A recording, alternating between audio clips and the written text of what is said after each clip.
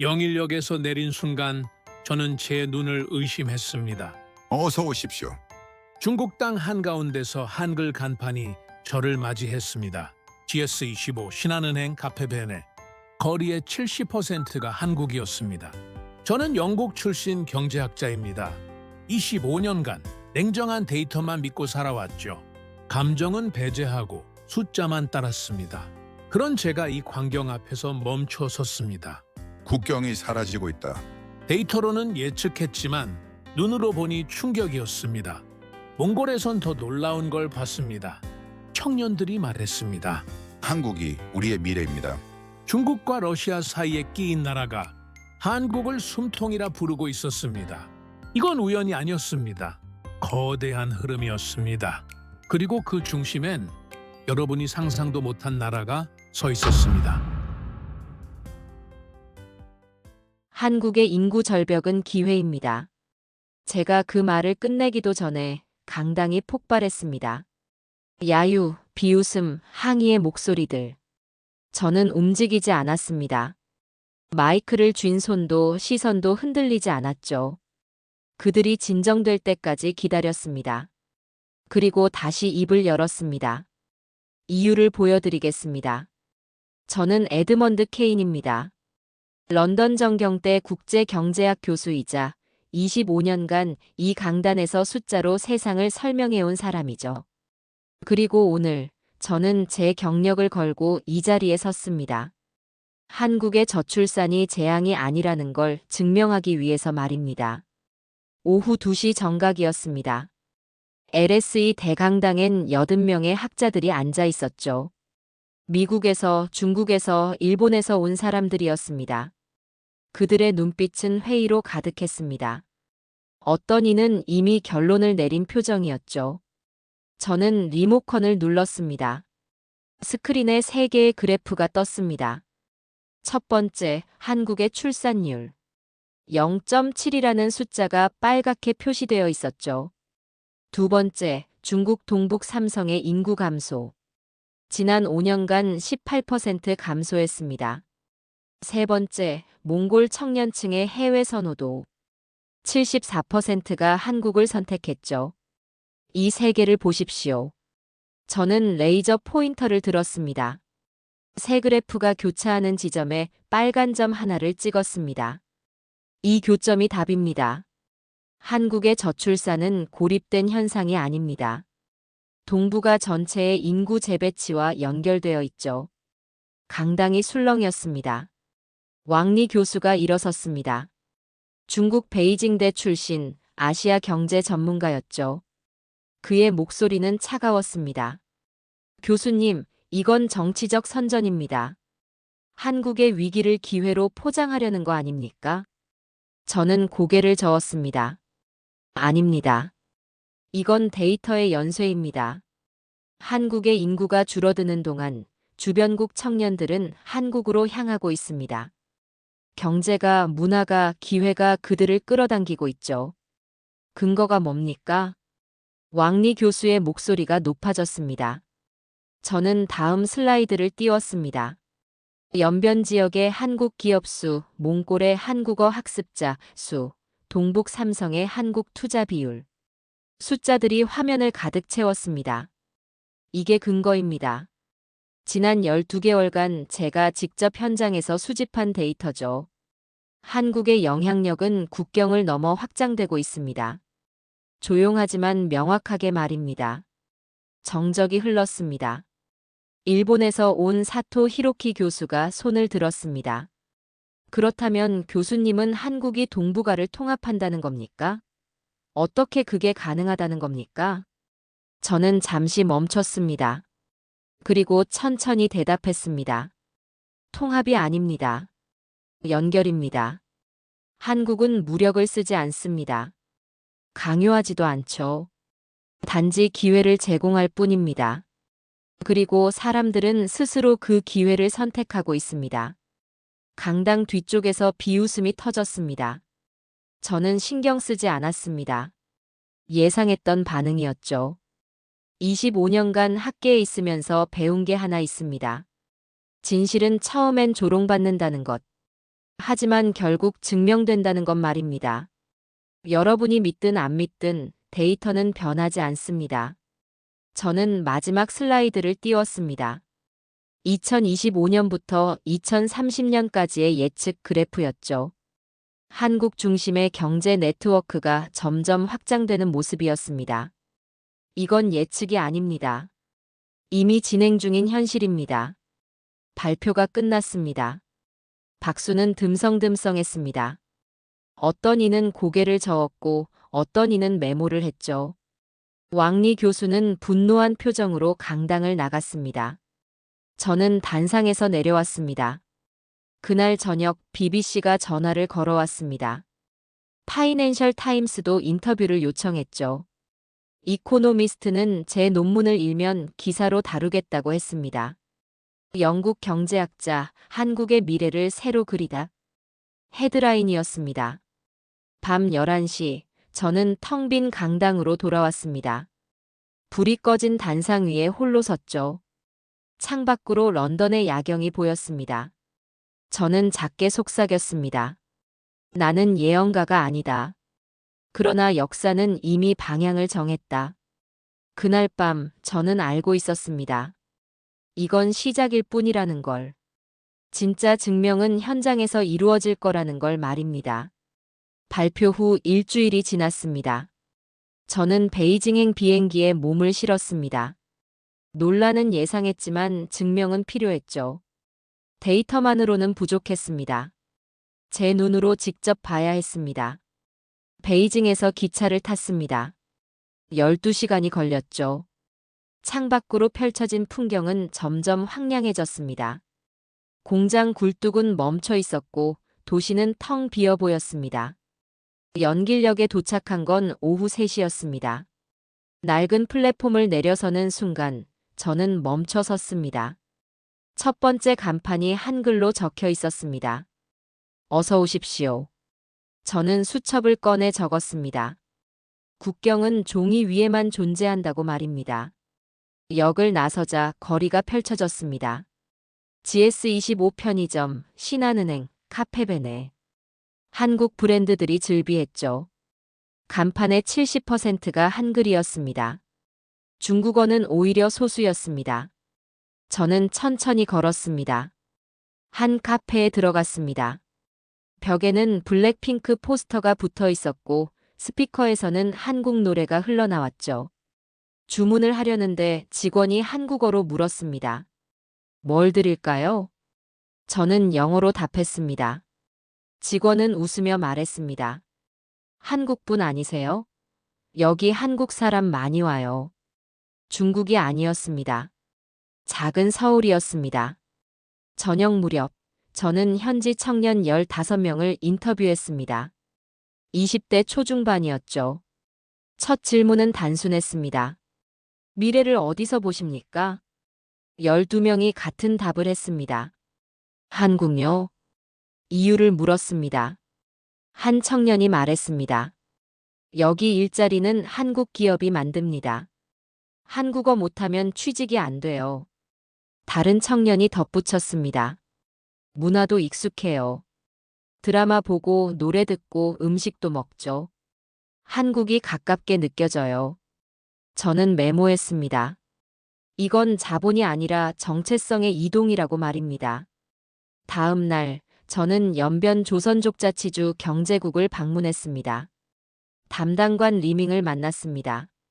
50대 중반 지친 얼굴이었죠. 교수님, 솔직히 말하겠습니다.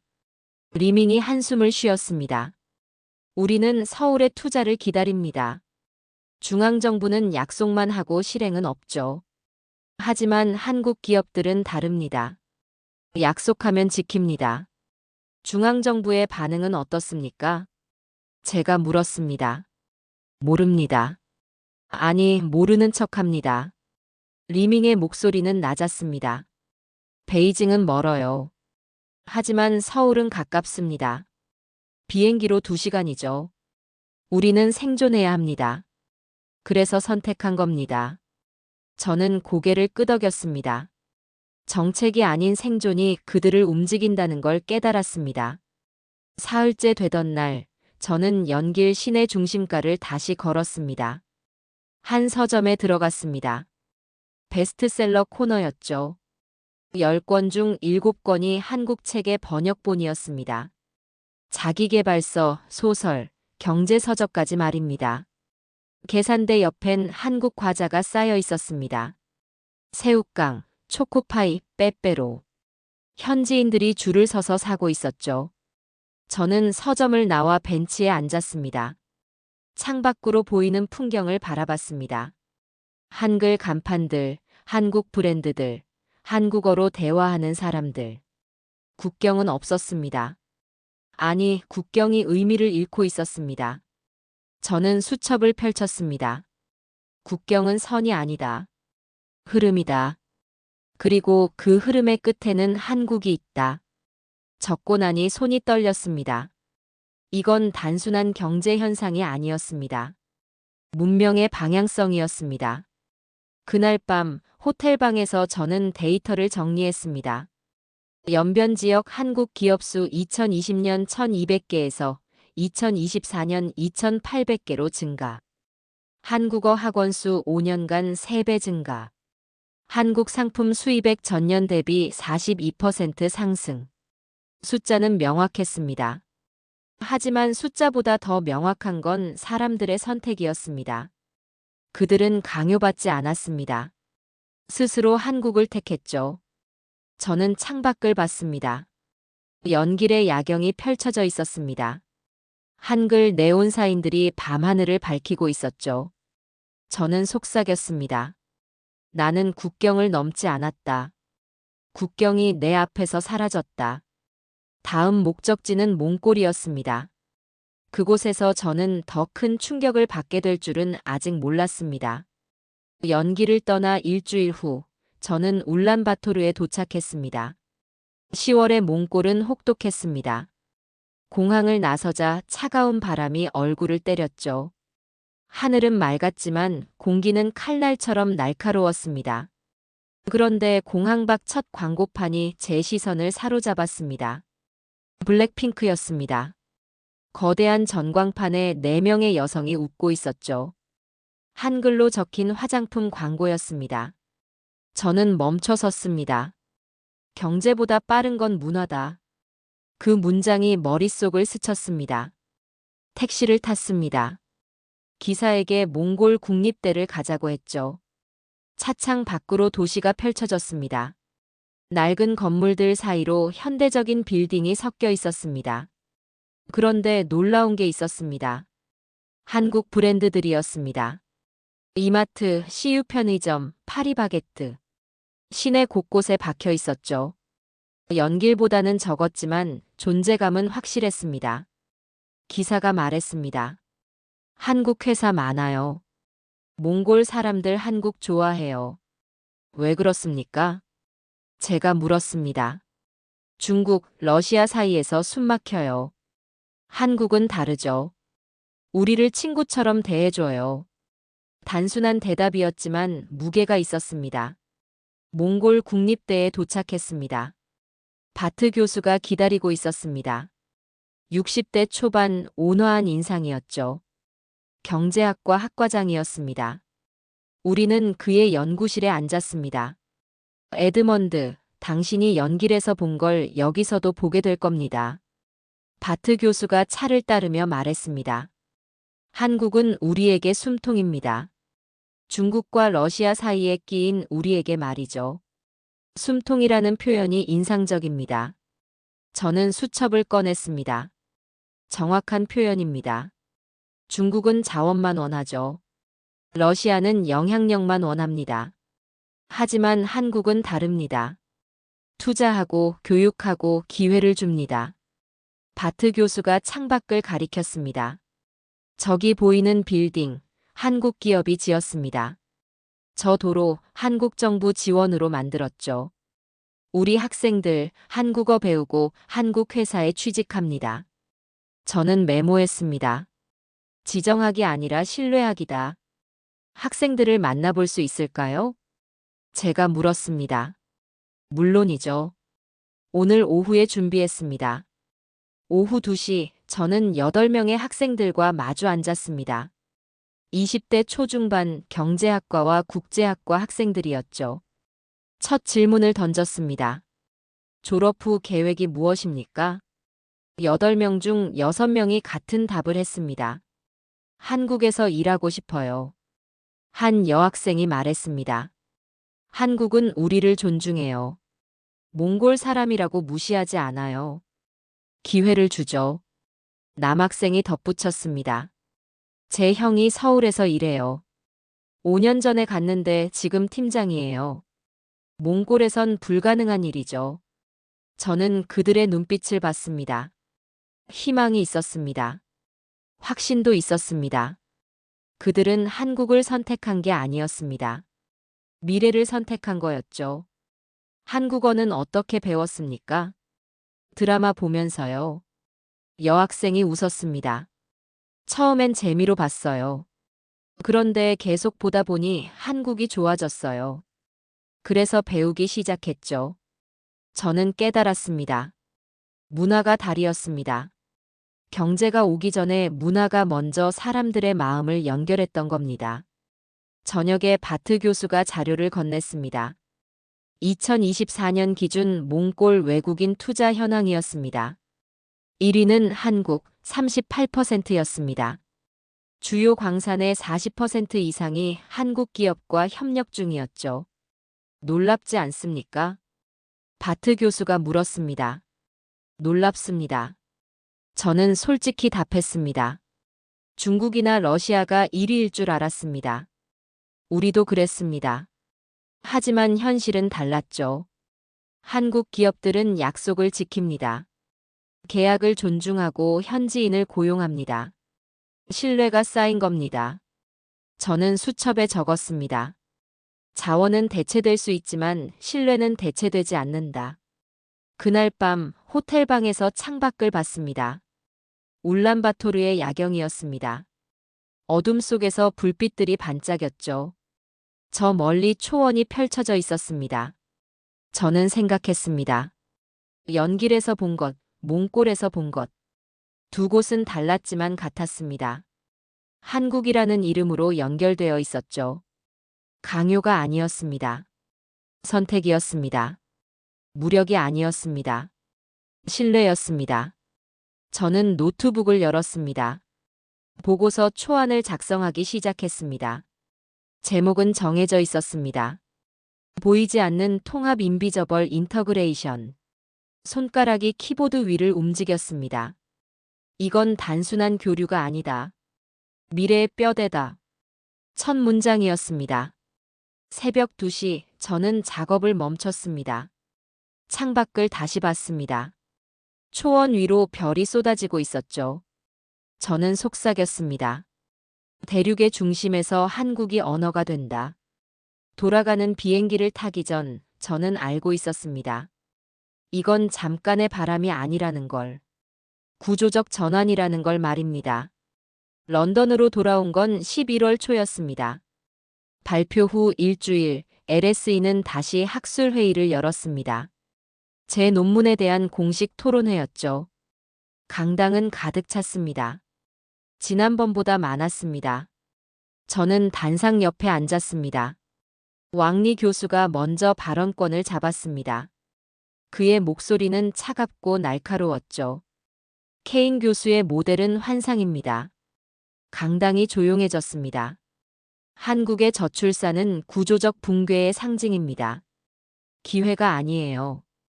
인구가 줄어드는데 어떻게 확장이 가능합니까? 논리적으로 맞지 않습니다. 박수가 터졌습니다. 일본의 사토 히로키 교수가 일어섰습니다. 저도 동의합니다. 케인 교수는 데이터를 정치적으로 해석하고 있어요. 한국을 옹호하기 위한 편향된 분석이죠. 또 박수가 나왔습니다. 저는 가만히 앉아 있었습니다. 손을 무릎 위에 올려놓고 그들의 말을 들었죠. 제 차례가 왔습니다. 저는 천천히 일어섰습니다. 경제는 숫자가 아니라 방향입니다. 조용히 말했습니다. 인구가 줄어든다고 국가가 무너지는 건 아닙니다. 오히려 그 반대죠. 인구 감소는 새로운 연결망을 만듭니다. 한국이 바로 그 증거입니다. 증거가 어디 있습니까? 왕리 교수가 끼어들었습니다. 연변에 있습니다. 몽골에 있습니다. 저는 단호하게 답했습니다. 한국의 화살표는 위로 향하고 있습니다. 주변국 청년들이 스스로 한국을 선택하고 있죠. 이건 침략이 아닙니다. 자발적 동화입니다. 말도 안 됩니다. 사토 교수가 소리쳤습니다. 저는 그를 쳐다봤습니다. 부정은 늘 이해보다 먼저 옵니다. 회의는 결론 없이 끝났습니다. 다음 날 언론이 폭발했습니다. BBC 케인의 한국 이론, 학계 분열 야기. 파이낸셜 타임스 동북아 신경제권 논쟁, 격화되다.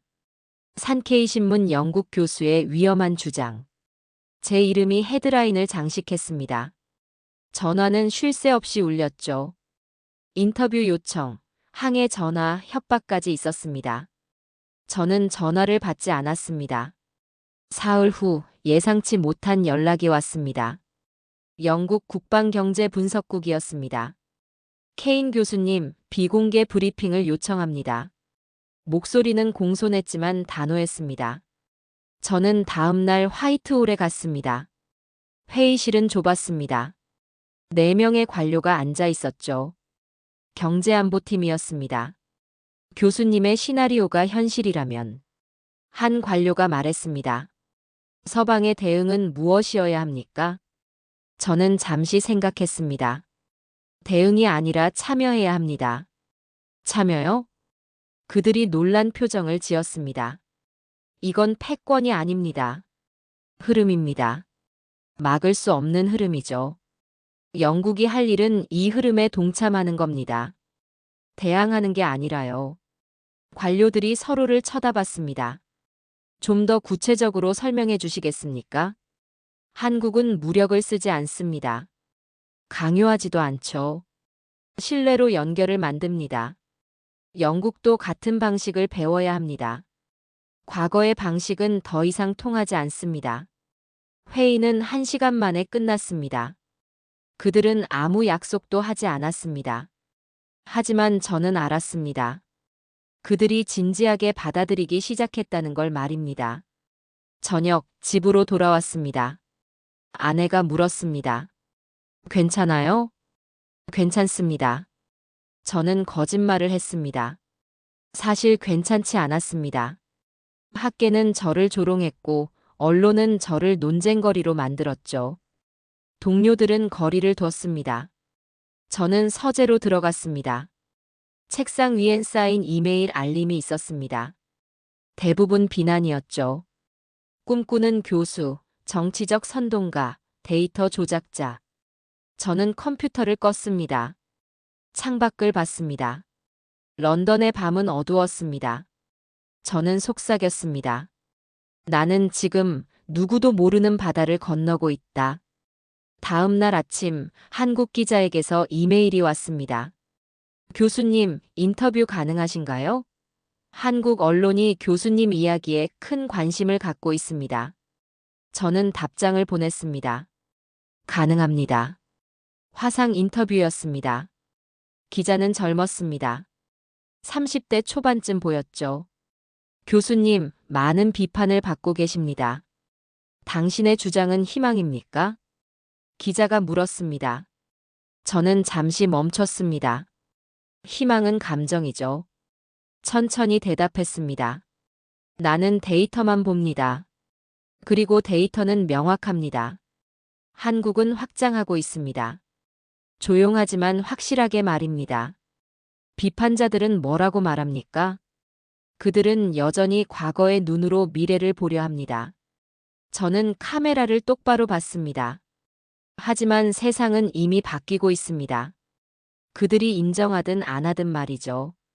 인터뷰가 끝났습니다. 저는 자리에서 일어나지 않았습니다. 한참을 그대로 앉아 있었죠. 데이터는 나의 언어였습니다. 그리고 지금 그것이 총성이 되었습니다. 저는 알고 있었습니다. 이 싸움은 끝나지 않았다는 걸. 아니, 이제 시작이라는 걸 말입니다. 논란은 수그러들지 않았습니다. 저는 결심했습니다. 다시 현장으로 가야 한다고요. 숫자만으로는 그들을 설득할 수 없었습니다. 더 많은 증거가 필요했죠. 12월 초 저는 다시 중국행 비행기에 올랐습니다. 이번엔 선양부터 시작했습니다. 중국 동북부의 심장이라 불리는 도시였죠. 선양역에 내렸을 때 공기부터 달랐습니다. 무거웠습니다. 침울했죠. 거리를 걸었습니다. 공장지대가 펼쳐져 있었습니다. 하지만 굴뚝은 멈춰 있었죠. 녹슨 철문, 깨진 유리창, 페인트가 벗겨진 벽. 저는 멈춰 섰습니다. 한 공장 벽에 낡은 로고가 남아 있었습니다. 현대자동차 협력사라는 글씨였죠. 색이 발해서 거의 보이지 않았습니다. 협력은 끝났지만 흔적은 남아 있었습니다. 한 노인이 지나가고 있었습니다. 저는 다가갔습니다. 여기 언제 문 닫았습니까? 3년 전이요. 노인이 공장을 쳐다봤습니다. 젊은이들 다 떠났어요. 일자리가 없으니까요. 이제 노인들만 남았죠. 어디로 갔습니까? 연변이요. 거기 한국 회사 많다고 하더군요. 노인이 한숨을 쉬었습니다. 내 손자도 갔어요. 3년째 못 봤습니다. 저는 메모했습니다. 경제가 무너지면 사람의 언어부터 사라진다. 선양은 죽어가고 있었습니다. 천천히 조용히 말입니다. 다음 날 저는 연길로 향했습니다. 두 번째 방문이었습니다.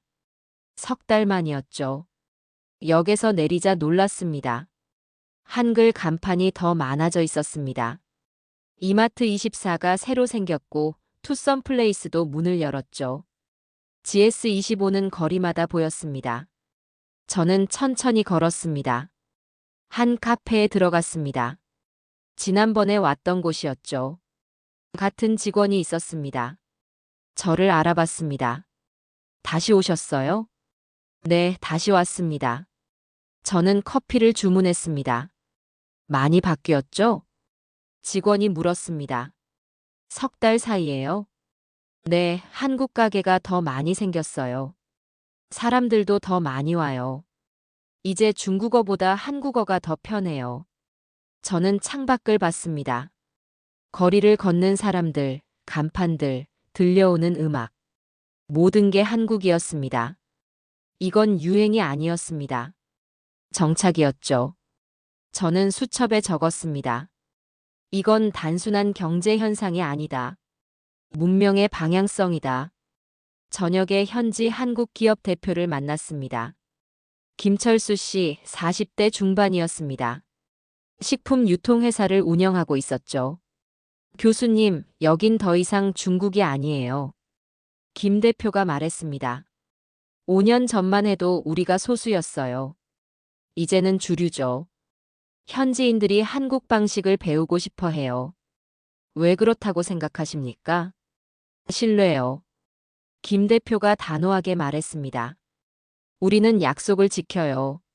월급을 제때 주고 계약을 존중하죠. 현지 기업들은 그렇게 안 해요. 사람들은 알아요. 누가 믿을 만한지 말이에요. 저는 고개를 끄덕였습니다. 데이터보다 현장의 온도가 더 정확했습니다. 일주일 후, 저는 다시 몽골로 향했습니다. 울란바토르는 여전히 추웠습니다. 하지만 도시는 달라져 있었죠. 한국 브랜드가 늘어나 있었습니다. CU 편의점이 세 곳 더 생겼고 롯데리아도 새로 문을 열었습니다. 바트 교수를 다시 만났습니다. 에드먼드, 환영합니다. 그가 웃으며 악수를 청했습니다. 많이 바뀌었죠? 놀랍습니다. 저는 솔직히 말했습니다. 석 달 만인데 이렇게 빨라요? 한국 자본이 빠르게 들어오고 있어요. 바트 교수가 설명했습니다. 하지만 중요한 건 자본이 아니에요. 방식이죠. 한국 기업들은 현지인을 존중해요. 함께 만들어가려 하죠. 구체적으로 어떻게요? 교육입니다. 바트 교수가 자료를 꺼냈습니다. 한국 기업들은 직원을 교육시켜요. 한국어, 경영 방식, 기술까지. 단순히 고용하는 게 아니라 키워요. 그래서 사람들이 한국을 선택하는 겁니다. 저는 자료를 봤습니다. 2024년 몽골 청년 고용률, 한국 기업이 1위였습니다.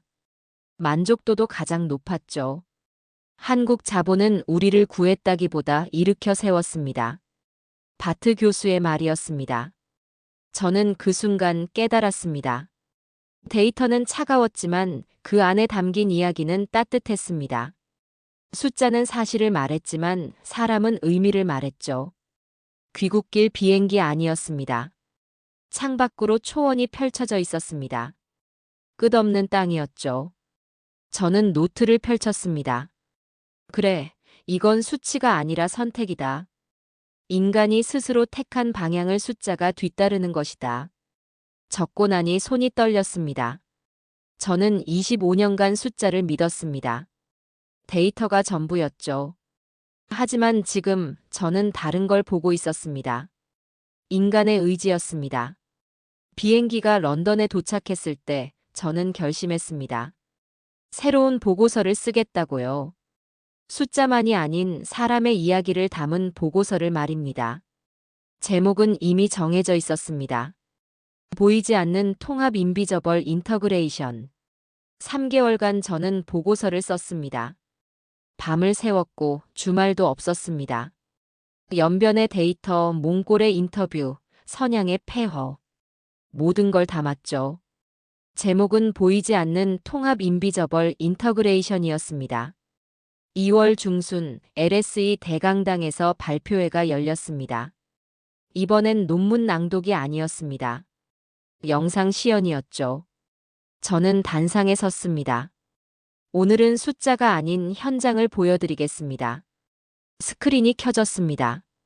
첫 영상, 연길거리였습니다. 한글 간판들이 줄지어 서 있었죠. GS25, 이마트24, 카페베네. 사람들이 한국어로 대화하는 모습이 담겼습니다. 두 번째 영상, 몽골 국립대였습니다. 학생들이 한국어 수업을 듣고 있었죠.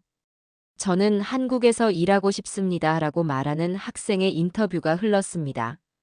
세 번째 영상, 선양과 연길을 비교한 화면이었습니다. 선양의 텅 빈 거리와 연길의 활기찬 모습이 대조되었죠. 이게 현실입니다. 저는 말했습니다. 국경은 여전히 지도 위에 있습니다. 하지만 사람들은 이미 경계를 넘었죠. 이건 문화가 아니라 인프라입니다. 강당이 조용했습니다.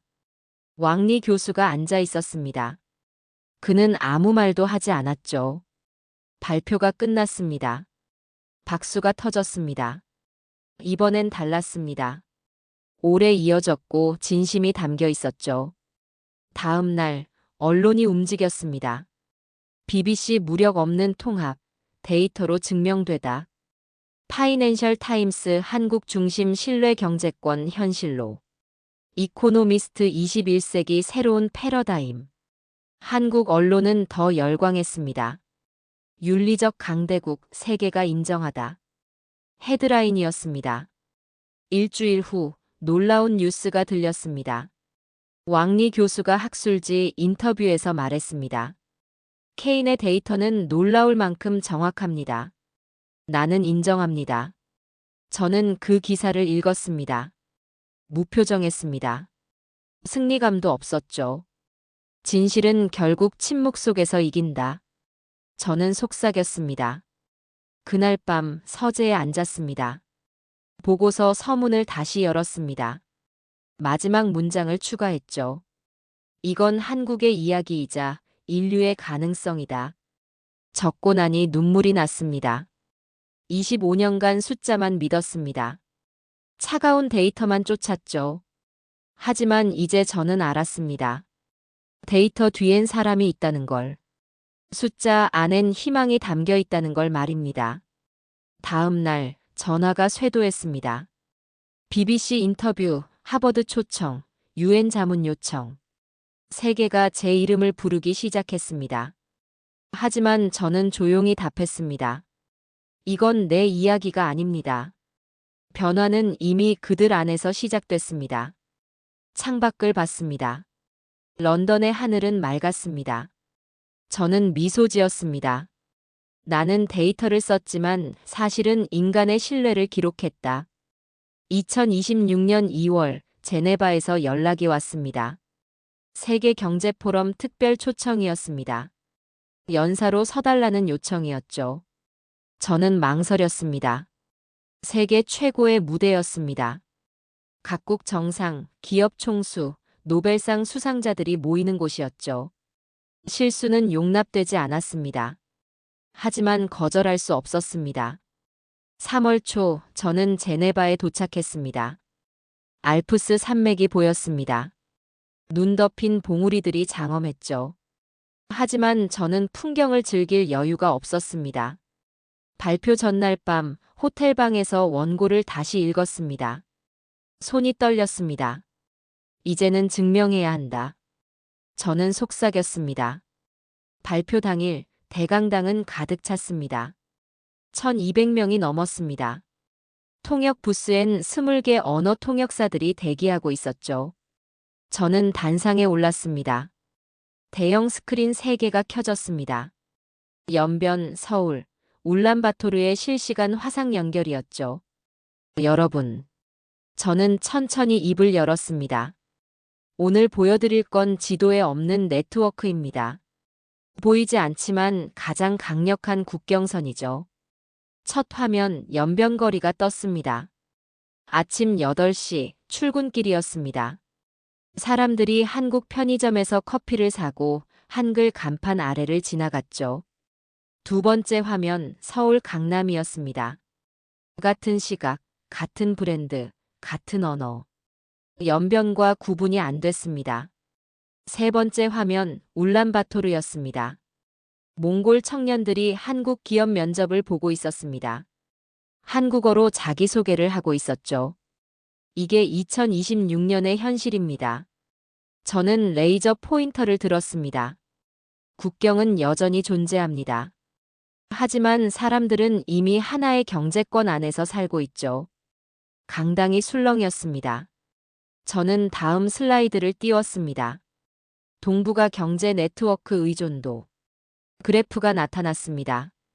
2025년 한국 중심망 42%, 2026년 61%, 1년 만에 19% 상승이었습니다. 이 수치를 보십시오. 제 목소리가 커졌습니다. 이건 우연이 아닙니다. 구조적 전환입니다. 한국은 무력 없이, 강요 없이 동북아의 중심이 되고 있죠. 박수가 터졌습니다. 1시간의 발표가 끝났습니다. 질문 시간이었습니다. 독일 경제학자가 손을 들었습니다. 교수님, 이건 새로운 제국주의 아닙니까? 저는 고개를 저었습니다. 아닙니다. 제국은 강요하죠. 하지만 한국은 선택을 줍니다. 사람들이 스스로 한국을 택하는 겁니다. 이게 차이입니다. 프랑스 관료가 물었습니다. 유럽도 배울 수 있습니까? 물론입니다. 저는 단호하게 답했습니다. 핵심은 신뢰입니다. 약속을 지키고 상대를 존중하는 것. 한국이 보여준 건 바로 그겁니다. 청중이 일어섰습니다. 박수는 3분간 이어졌습니다. 저는 고개를 숙였습니다. 진실을 말할 때 두려움은 사라진다. 저는 속으로 생각했습니다. 다음 날 놀라운 소식이 들렸습니다. 하버드, 옥스퍼드, 서울대 공동연구진이 발표했습니다. 케인 모델을 국제경제 분석의 새로운 프레임으로 채택한다. 이름은 EIC 에드먼드 인터그레이션 커브였습니다. 에드먼드 통합곡선. 제 이름이 학술 용어가 된 겁니다.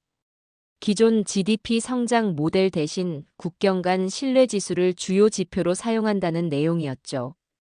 저는 뉴스를 보며 울었습니다. 25년간 꿈꿨던 순간이었습니다. 제 연구가 세계 표준이 되는 순간이었죠. 일주일 후 중국에서 연락이 왔습니다. 베이징대에서 특강 요청이었습니다. 왕리 교수가 직접 초청했죠. 저는 받아들였습니다. 베이징대 강당은 조용했습니다. 왕리 교수가 저를 소개했습니다. 케인 교수는 우리에게 새로운 눈을 열어주었습니다. 그동안 우린 그를 비판했습니다. 하지만 이제 배워야 합니다. 박수가 나왔습니다. 저는 단상에 올랐습니다. 경제는 전쟁이 아닙니다. 첫 문장이었습니다. 이기고 지는 게임도 아니죠. 함께 성장하는 과정입니다. 한국이 증명했습니다. 신뢰가 새로운 무기라는 걸 말입니다. 강의는 2시간 이어졌습니다. 끝나고 한 학생이 물었습니다. 교수님, 중국도 할 수 있습니까? 저는 웃었습니다. 물론입니다. 신뢰를 쌓으면 되죠. 시간이 걸리겠지만 불가능하지 않습니다. 그날 밤 호텔로 돌아와 창밖을 봤습니다. 베이징의 야경이었습니다. 불빛들이 반짝였죠. 저는 일기를 썼습니다. 그들은 결국 나를 비판하다가 배워갔다. 이게 진실의 힘이다. 런던으로 돌아오는 비행기 아니었습니다. 저는 눈을 감았습니다. 지도는 여전히 낡았지만 사람들은 이미 경계를 잊었다. 속삭이듯 말했습니다. 세계가 움직이기 시작했습니다. 그리고 그 중심엔 한국이 있었습니다. 4월, 포린 어페어스에서 연락이 왔습니다. 특별기구 요청이었습니다. 세계에서 가장 권위 있는 국제관계 저널이었죠. 저는 일주일간 원고를 썼습니다. 제목은 윤리적 강대국의 탄생이었습니다. 머리말을 이렇게 시작했습니다. 힘의 역사는 언제나 폭력의 역사였다. 로마는 칼로, 대영 제국은 함포로, 미국은 달러로 세계를 지배했다. 하지만 이번엔 다르다. 한국이 증명했다. 신뢰는 새로운 형태의 무력이라는 것을. 원고가 실렸습니다. 반응은 폭발적이었습니다. 유엔 경제개발국이 움직였습니다. 한국 모델을 지속가능 성장의 새로운 기준으로 명명했죠. 유럽연합이 벤치마킹 연구팀을 만들었습니다. 중남미 국가들이 컨퍼런스를 열었습니다. 동남아시아가 한국과의 협력을 강화했죠. 세계가 배우기 시작했습니다. 하지만 저는 조용히 말했습니다. 그들은 한국을 복제하려 한다. 하지만 한국은 기술이 아니라 태도였다. 5월 LSE에서 마지막 강의를 했습니다. 정년퇴임 기념 특강이었습니다. 강당은 가득 찼죠. 학생, 교수, 언론까지 왔습니다. 저는 단상에 섰습니다. 여러분, 목소리가 떨렸습니다. 25년간 이 자리에서 가르쳤습니다. 숫자로 세상을 설명했죠. 하지만 마지막 순간에 깨달았습니다. 세상을 움직이는 건 숫자가 아니라 사람이라는 걸 말입니다. 학생 하나가 손을 들었습니다. 교수님, 당신은 한국을 믿습니까? 저는 잠시 침묵했습니다. 창밖을 봤습니다. 런던의 하늘이 보였죠. 그리고 천천히 대답했습니다. 나는 데이터를 믿었습니다. 그런데 이제 인간을 믿습니다. 박수가 터졌습니다. 강의가 끝나고 학생들이 다가왔습니다. 악수를 청했고 사진을 찍었죠. 저는 하나하나 응했습니다. 그날 밤 집으로 돌아왔습니다. 서재에 앉았습니다. 책상 위엔 쌓인 논문들, 데이터, 그래프들이 있었죠. 저는 펜을 들었습니다. 마지막 일기를 썼습니다. 강대국의 정의가 바뀌었다. 과거엔 무력이 힘이었다. 이제는 신뢰가 힘이다. 한국은 그걸 증명했다. 그리고 나는 그 증인이 되었다. 이것이 이 시대의 진정한 혁명이다. 적고 나니 눈물이 났습니다. 25년의 여정이었습니다. 숫자로 시작해 사람으로 끝났죠. 창밖으로 빗소리가 들렸습니다. 런던의 봄비였습니다. 부드럽고 조용했죠. 저는 미소 지었습니다. 나는 더 이상 경제학자가 아니었다. 한 시대의 목격자였다. 다음 날 아침 아내가 물었습니다. 후회하지 않아요? 후회요? 저는 고개를 저었습니다. 전혀요. 나는 진실을 봤습니다. 그리고 말했죠. 그걸로 충분합니다. 아내가 웃었습니다. 당신은 변했어요. 그렇습니까? 네, 더 따뜻해졌어요. 저는 창밖을 봤습니다. 햇살이 비를 뚫고 들어오고 있었습니다. 데이터가 아닌 사람의 손이 세상을 바꾼다. 저는 속삭였습니다. 6월 서재를 정리했습니다. 논문들을 상자에 담았습니다. 25년간의 기록이었죠. 마지막 상자를 닫으며 생각했습니다. 한국은 이겼습니다. 하지만 누구도 잃지 않았습니다. 그게 진정한 승리였죠. 무력 대신 신뢰로, 지배 대신 존중으로. 인류는 드디어 하나의 언어를 얻었습니다. 그리고 그 언어의 이름은 한국이었습니다. 저는 창밖을 봤습니다. 런던의 거리가 평화로웠습니다. 나는 25년간 숫자를 믿었다. 그러나 마지막에 남은 것은 인간이었다. 저는 일기장을 덮었습니다. 한국은 증명했다. 힘의 본질은 무기가 아니라 신뢰이며 진정한 강대국은 정복이 아닌 존중으로 세워진다. 그것이 내가 본 21세기의 새로운 문명, 무력 없는 통합의 시대였다. 서재에 불을 껐습니다. 역사는 침묵 속에서 가장 큰 혁명을 기록합니다. 그리고 저는 그 혁명의 증인이었습니다.